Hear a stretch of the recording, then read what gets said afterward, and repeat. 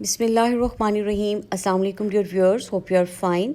आज मैं शेयर करूँगी आपके साथ बहुत ही मज़ेदार ऐसे कटलेट की रेसिपी जो आलू से हम तैयार करेंगे और ये बहुत ज़्यादा मज़ेदार बनेंगे और इनको फ्रीज़ करने का तरीका भी बताऊँगी।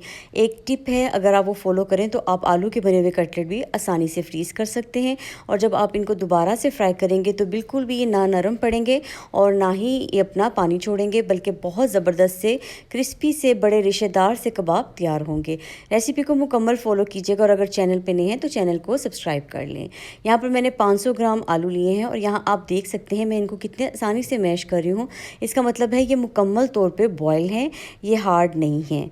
तो ये बिल्कुल नरम और सॉफ्ट आलू हैं।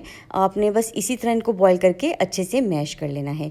125 ग्राम मैंने दाल चना ली है और इसको बॉयल करते वक्त मैंने थोड़ी सी हल्दी और नमक शामिल किया था और इसको भी 100% हमने बॉयल कर लेना है और मैशर की मदद से या हाथ से ही आप इसको अच्छे से मैश कर लें। जब ये अच्छे से दोनों चीज़ें मैश हो जाएंगी तो अब हम इसमें शामिल करेंगे चिकन। 500 ग्राम मैंने चिकन लिया है और इसको नमक डाल के बॉईल कर लिया था। अब यहाँ पर इसके रेशे करने हैं, मैं आपको यहाँ दिखा दूँ। ये इतने बड़े पीस थे, अगर हम छोटे पीस लेते हैं तो उनका रेशा इतना ज़्यादा नहीं बनता। तो आपने बस इसको अच्छे से श्रेड कर लेना है, बिल्कुल इसकी तमाम जो तारें हैं वो अलग हो जाएं। और इसके बाद हम इसमें शामिल करेंगे पुदीना।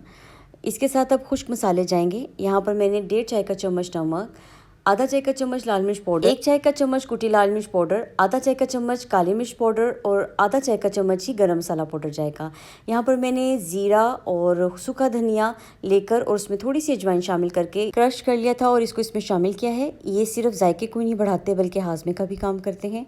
तो यहाँ पर इनको अच्छे से तमाम मसालों के साथ मिक्स कर लेंगे। बैटर हमारा रेडी हो गया है, लेकिन आप यहाँ देख सकते हैं ये थोड़ा सा सॉफ्ट है। अब यहाँ पर टिप है कि आपने 1 कप ब्रेड क्रम्ब शामिल कर देना है।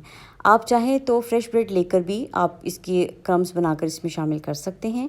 ब्रेड क्रम्ब डालने से ये फ़ायदा होता है कि जो आलूओं की एक्स्ट्रा नमी होती है वो इसको अपने अंदर जज़्ब कर लेता है और जब हम इसके कटलेट बनाते हैं तो बिल्कुल प्रॉपर कटलेट रहते हैं। कभी भी दोबारा फ्रीज़ करने के बाद ये सॉफ्ट नहीं होते, ना ही पानी छोड़ते हैं। इस तरह आसानी से आप ये कटलेट बना के सेव कर सकते हैं मेहमानों के लिए, बच्चों के लंच बॉक्स के लिए या सैंडविचेस वगैरह बनाने के लिए।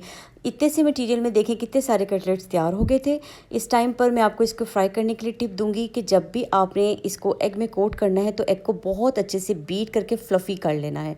जितना एग फ्लफ़ी होगा उतने ही अच्छे आपके कटलेट तैयार होंगे। बस एग को कोट करें और इसको घी में फ्राई कर लें तो ये बहुत ज़बरदस्त से कटलेट रेडी हो जाएंगे। दोनों साइड से क्रिस्पी गोल्डन होने तक आपने इसको फ्राई करना है। और एक लास्ट टिप ये है कि जब आपके दोनों साइड से अच्छे से गोल्डन ब्राउन हो जाएंगे कटलेट तो आपने बिल्कुल लो फ्लेम पे इसको तवे के किनारों पे रख देना है ताकि जो इसमें एक्स्ट्रा ऑयल है वो निकल जाए और इस तरह कटलेट ज़्यादा क्रिस्पी और टेस्टी बनते हैं। आई होप आपको मेरी आज की ये रेसिपी अच्छी लगी होगी। अब आप बेफिक्र होकर आलू के कटलेट बना के उन्हें फ्रीज़ कर सकते हैं। बहुत कम वक्त में और बहुत कम बजट में आप बहुत ज़्यादा मियारी कटलेट अब घर में तैयार कर सकते हैं। ग्रीन चटनी के साथ अगर इसके सैंडविच बनाए जाएं तो बहुत ही लाजवाब जायका बनता है। रेसिपी को ज़रूर ट्राई कीजिएगा। अगर आपको रेसिपी अच्छी लगी हो तो अपने फ्रेंड्स एंड फैमिली के साथ ज़रूर शेयर कीजिएगा। मिलते हैं किसी नई मज़ेदार सी रेसिपी के साथ। दुआओं में मुझे याद रखिएगा। Take care. अल्लाह हाफिज़।